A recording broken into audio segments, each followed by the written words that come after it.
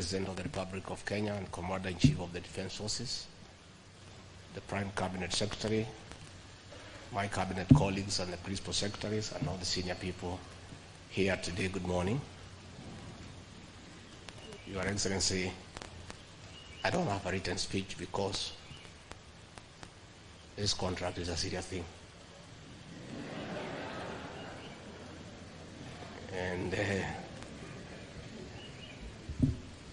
you need to think very through what you have signed. And Your Excellency, on behalf of this team and those who work under you, I want to thank you for the privilege to serve.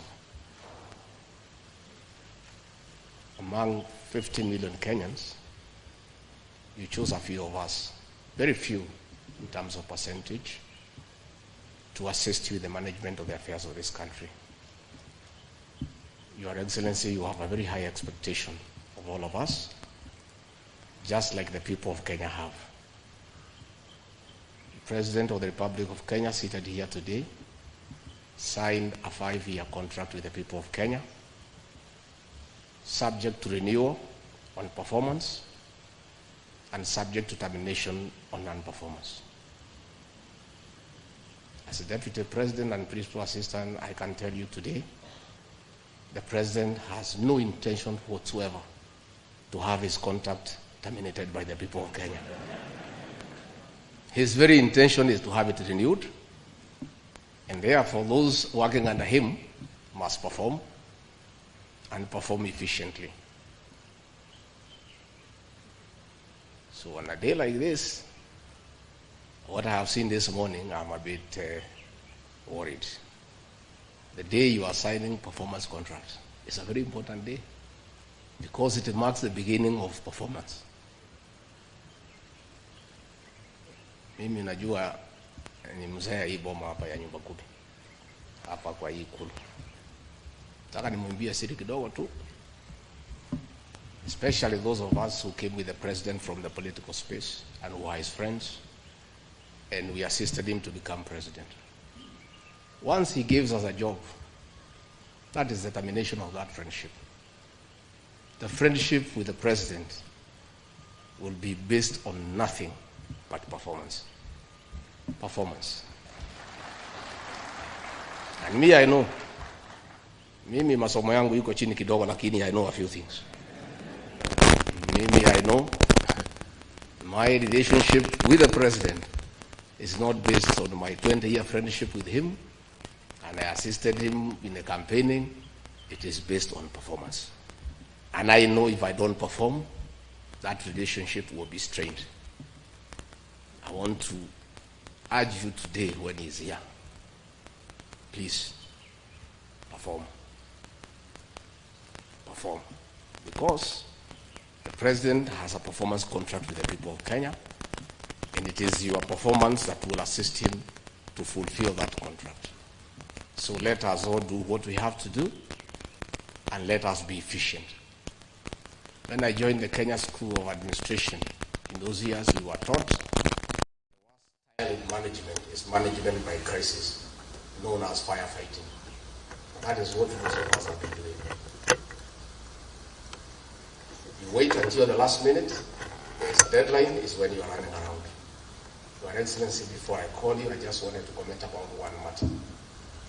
Last week, you took a decision to limit foreign trips by all these people sitting here to a certain number in a year, which is very unfortunate. That should not have been the case. People should have regulated themselves to travel when it is necessary. But because of the opulence, that all ministers and PSs were out of the country most of the time, the president had to put a stop and say you can only do so much.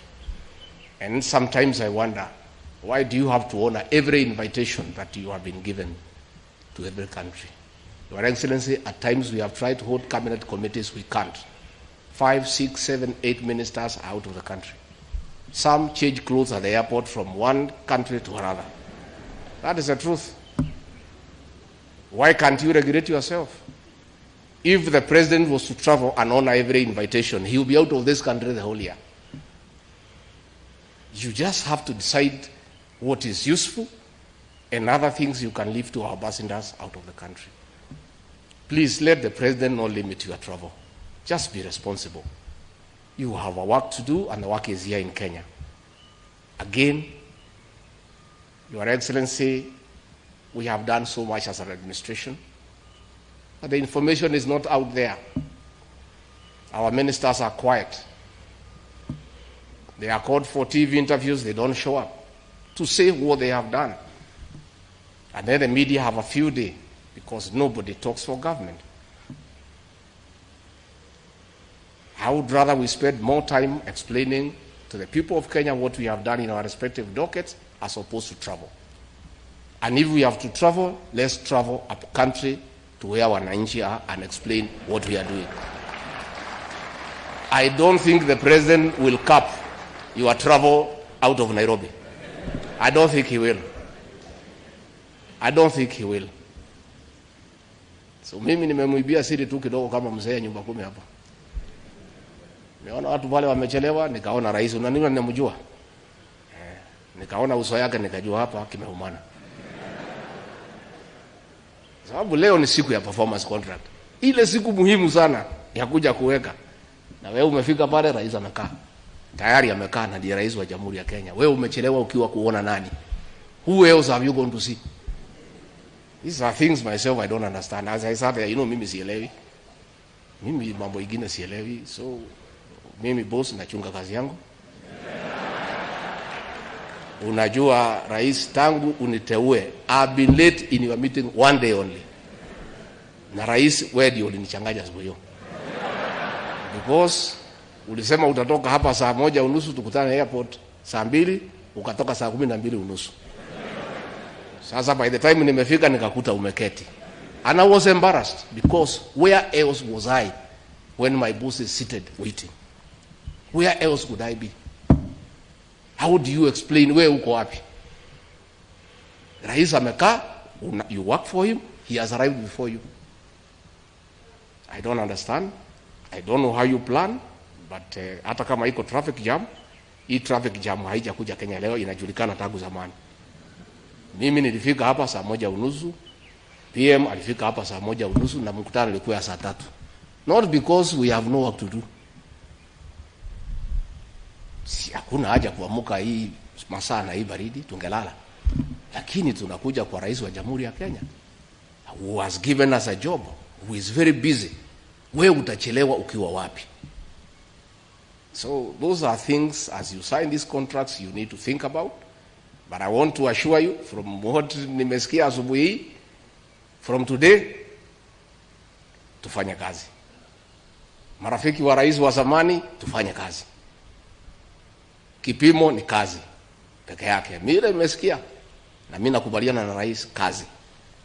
Let us work. Let us do what we need to do to help the president. And he has set the pace. Let us follow the leader because he is the leader.